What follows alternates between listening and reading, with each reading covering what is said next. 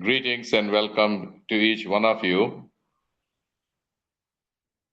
for this daily morning devotion in the study of God's Word from the book of Proverbs. God, in His infinite wisdom, has given His wisdom and knowledge that He shared with the wise men in this world, men who received divine wisdom that they're able to share with God's people and to the world at large. These truths are of immense value, but its blessing is gained only by those who recognize it and follow these admonitions from God's inspired word. These wonderful truths that God is teaching us through these Proverbs. We are in chapter 27, and today we will look at verses 9 and 10 of Proverbs 27. Reading from the word, verse 9, ointment and perfume delight the heart, and the sweetness of a man's friend gives delight by hearty counsel. Verse 10, do not forsake your own friend or your father's friend, nor go to your brother's house in the day of your calamity. Better is a neighbor nearby than a brother far away. These proverbs intended to teach wisdom in a very subtle but yet impressive way, and gives the reader opportunity to visualize and to probe into understanding the deeper meaning of these words. Looking at this proverb in verse 9 of chapter 27, the wise man is in this proverb using parallel. He is comparing two things. In a couple of verses earlier, we saw him contrast. So the wise man is using a variety of literary forms to help impress the message and truth that he is sharing with us. I also see that this wise man, sure it is Solomon, who is well versed with human psychology as well. This is, of course, a well-known truth that ointment, oils, perfumes are used to delight the heart, to improve a person's self-worth. It improves a person's presentation. It gives a good feeling. The way how these things are used. Ointment, maybe we can compare to the many kinds of creams that are multiplied in this present world. Different kinds of creams for different purposes. And you have variety of these. All these are done to enhance one's own worth and one's own presentation, their body appearance. And when you look good, certainly you're even more confident. And these are used at the present time by young people, by professionals. But in old age, these may not mean much. But they do have a place in the present society. But in the ancient world, These natural ointments and perfumes were used for healthful purposes. Oils were used, especially in the ancient Near Eastern context. Olive oil is this prized oil even today, which has much benefits for our physical body, not both on the external and on the internal. It gives a good glow to your skin. It keeps our skin well nourished with the necessary vitamins and needs. And internally too, this olive oil is used for not only cooking in food, but again has good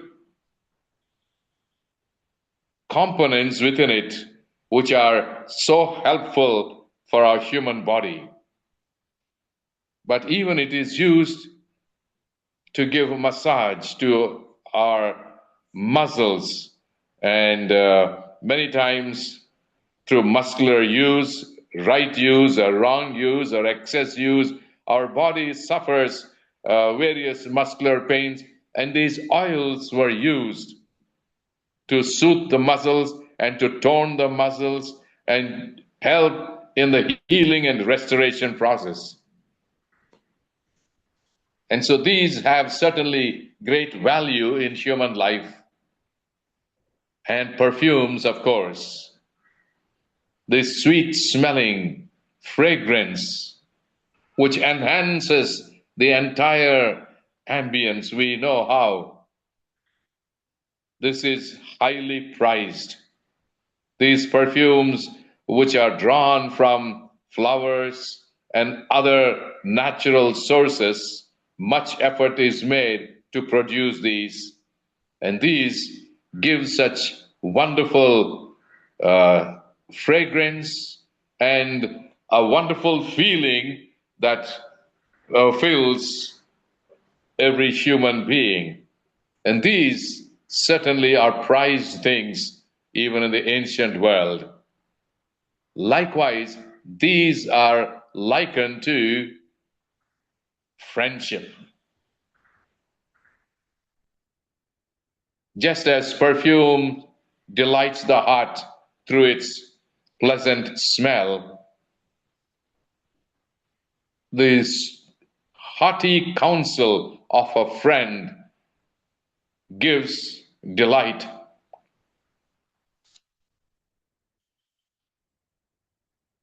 Hearty counsel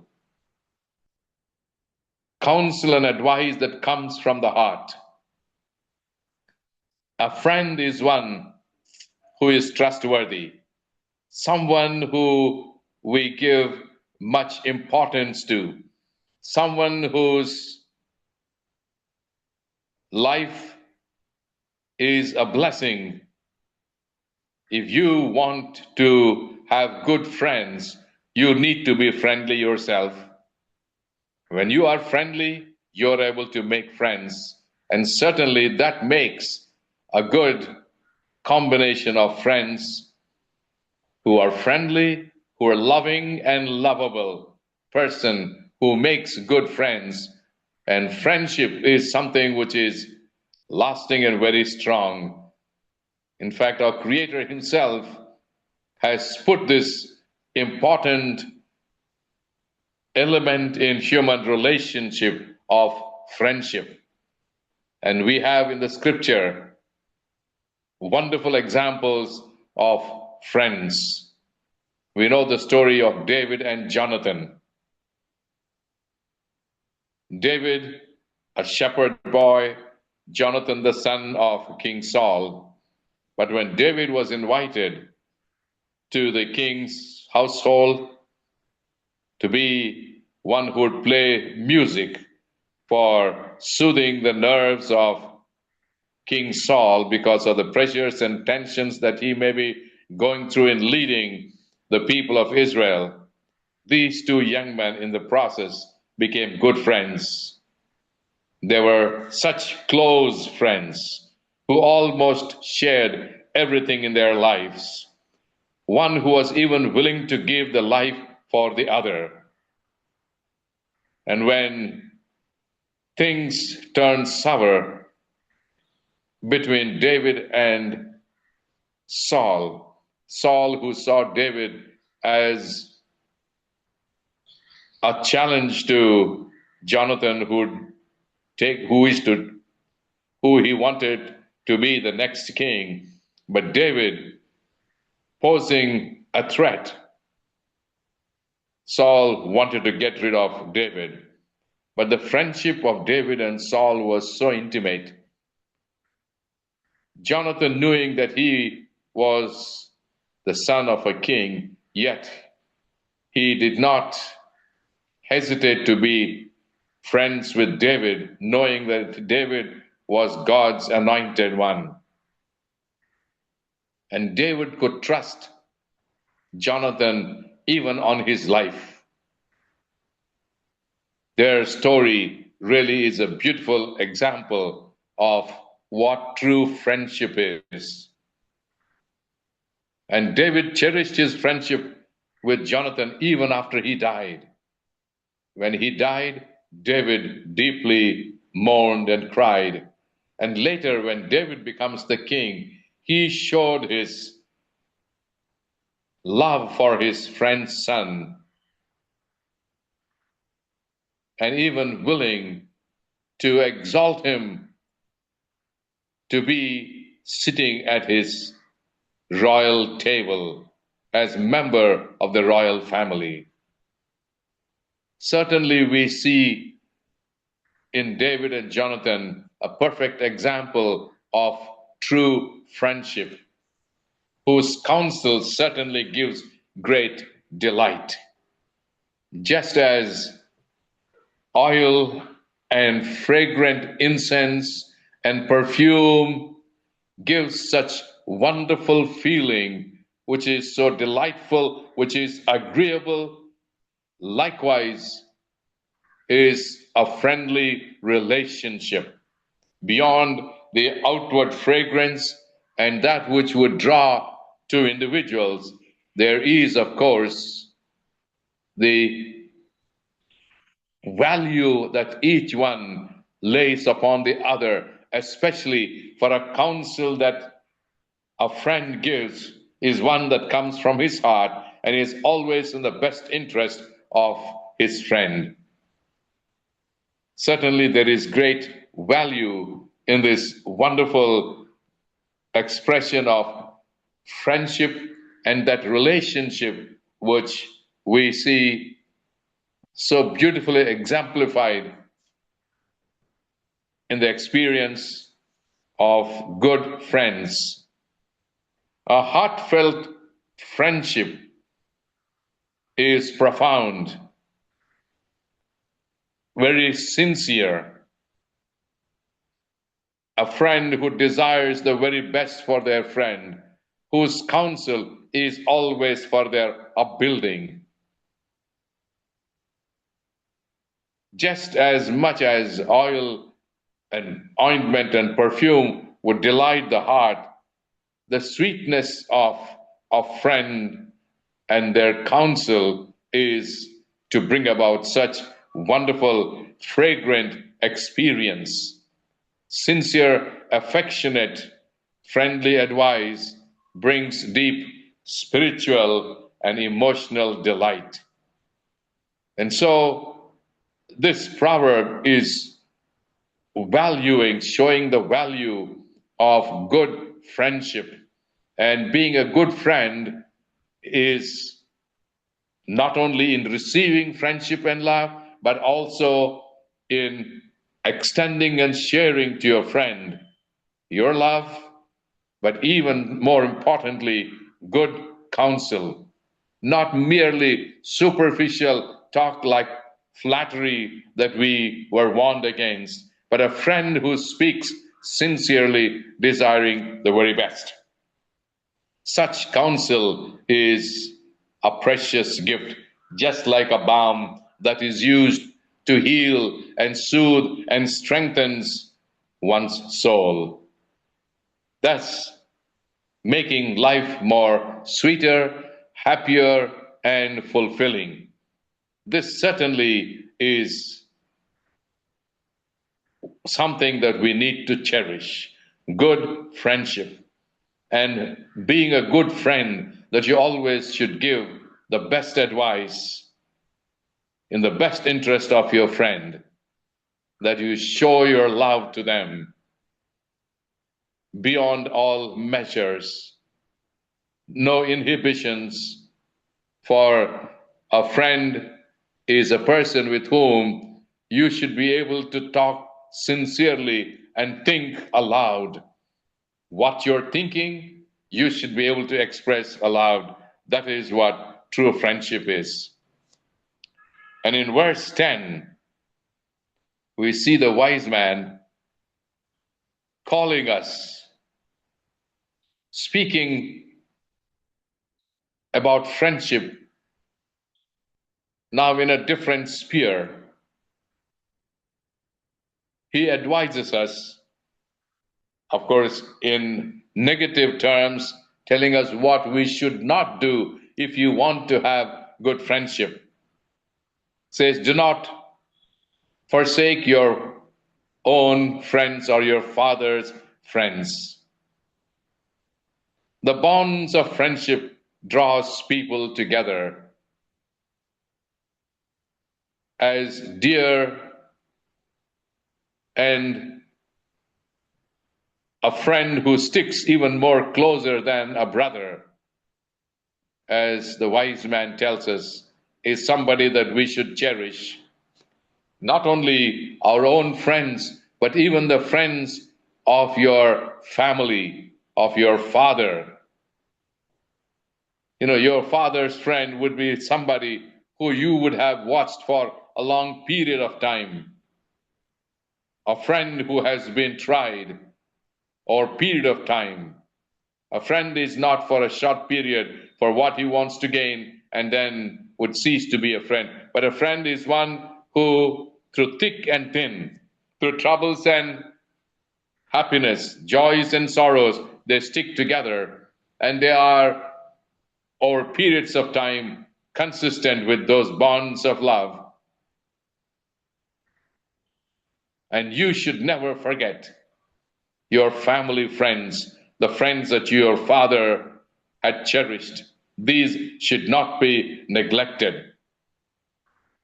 The wise man Solomon, in giving this advice, was one who certainly cultivated this same advice he is giving. Solomon continued to be good friends with Hiram, the king with whom David was good friends with. Hiram from Phoenicia, from the cities of Tyre and Sidon. He was a king there, and Hiram was a friend of his father David. And David depended upon them. David cherished their friendship and especially the skills of the Phoenicians in construction and the wood in Syria. In that region, those strong cedar wood that Hiram sent to build the temple in Jerusalem. And David prepared all of these building materials that Hiram had supplied to him. And Solomon, the one who God chose to build the temple, he cherished his friendship of his father. And there he was able to build that magnificent edifice to the glory of God, and even known to be one of the wonders of the ancient world, the Temple of Jerusalem. But the son of Solomon, Rehoboam, behaved contrary to the example that his father set of honoring his father David's friend. But Rehoboam, when he became a king, he acted foolishly. He did not even care to seek the advice of the elders whom his father trusted. Rather, Rehoboam chose to seek counsel and uphold the counsel of his young friends rather than those of experience who were friends with his father. And soon we see the consequence. Rehoboam's foolishness in denying to follow the counsel of the elders, but seeking to follow his young friends, led to the division of the kingdom of Israel. The 10 northern kingdoms who pulled away from Rehoboam's rule, they chose Jeroboam to be their ruler, and Rehoboam remained just with 2.5 tribes in the south region. So friendship is something that can always uphold and sustain. But when we do not let friendship honored and lasting, we can face consequences like Rehoboam, who finally became the one in whose reign the empire of Israel was divided. Good friends will help to keep together, but when you don't honor good friendship, that can always cause division.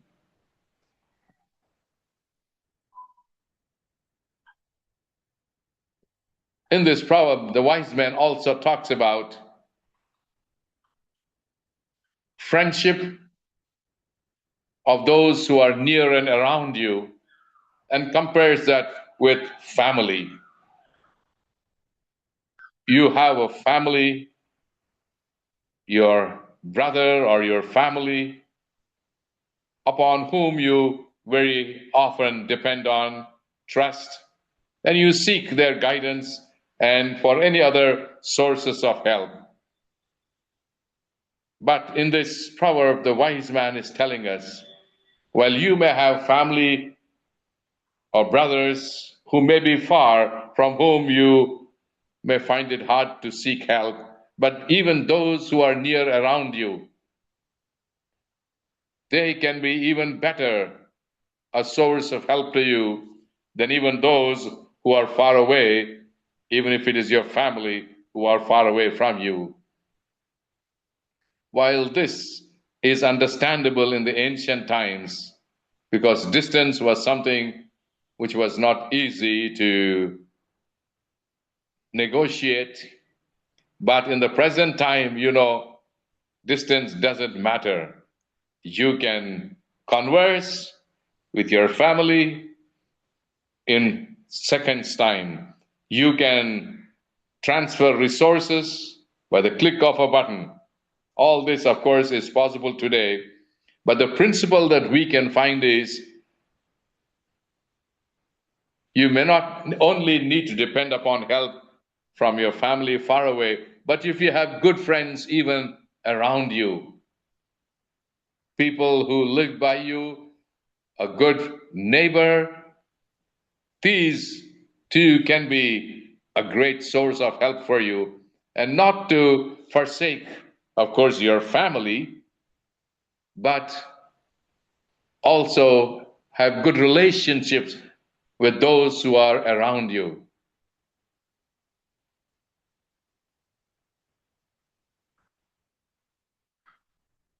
Family and friends are always a source of sure and certain help, but having good friends in your neighborhood, within your close reach, again, certainly is a good source of help for you. And so make good friends. Be in good relationships with your neighbors. This encourages us to be dependent and be dependable friend to those in your neighborhood.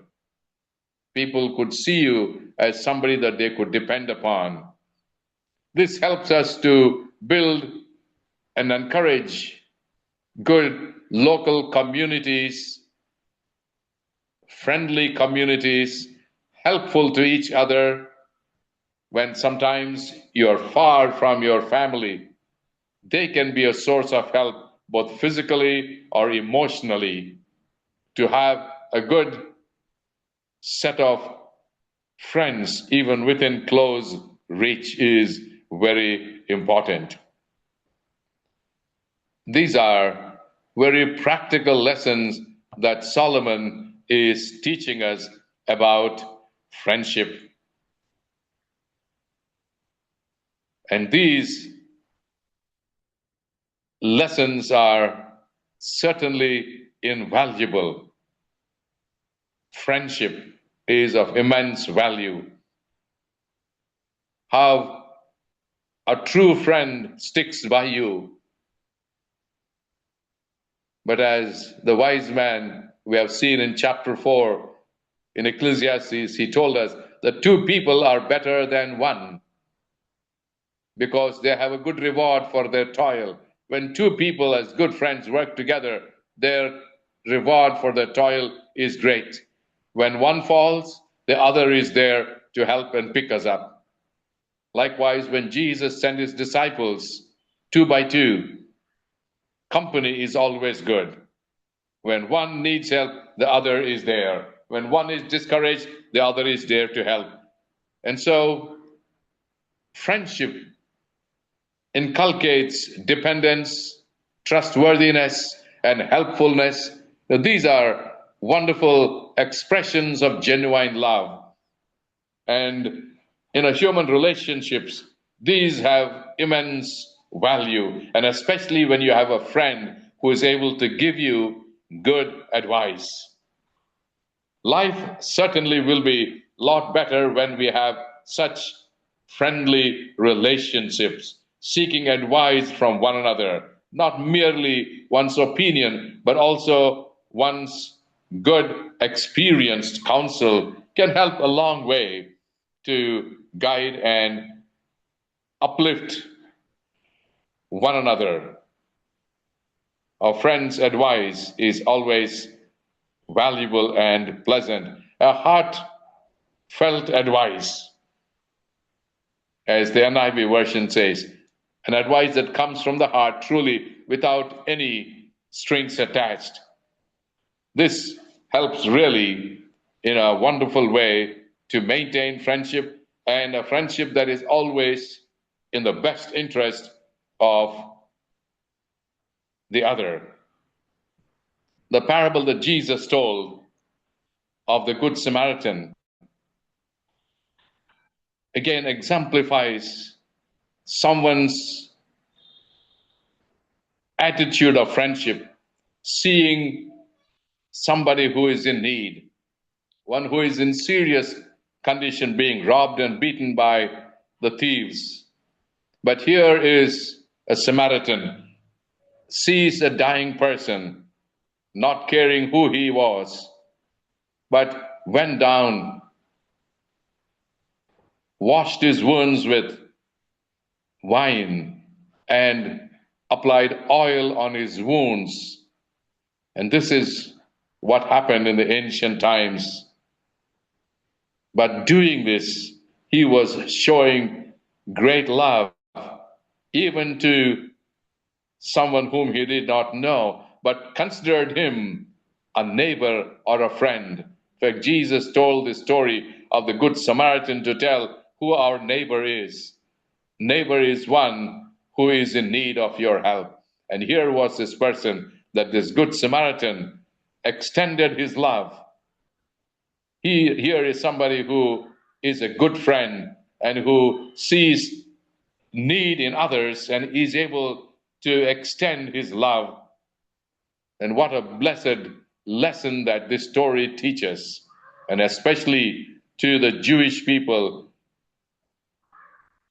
who did not treat the Samaritans well. That was certainly a striking blow. even a Samaritan was acting more humane than a Jew who hates Samaritans. So we see here this wonderful expression, an exemplification of true friendship. Friendship is a great weapon that we can use to fight against such attitudes of the enemy who always tries to bring conflicts, to destroy and to ruin and to break families or to break relationships. Friendship can ward against the enemy and his assaults against God's people. These two proverbs, as we see today, do talk to us about how we as human beings should be good friends with one another and show your friendly relationships to those who are in need. And your life and your influence can be a great blessing. Certainly, the wise man desired to see these wonderful relationships in our human life, these good relationships that God has intended for his people. Though because of sin, these do not come naturally to human beings, but when we have the love of God in us, we can show people what true love is because we have the love of God. May we be those who have received God's love, experienced his love, and share this with others. God bless you, each one, and have a wonderful day.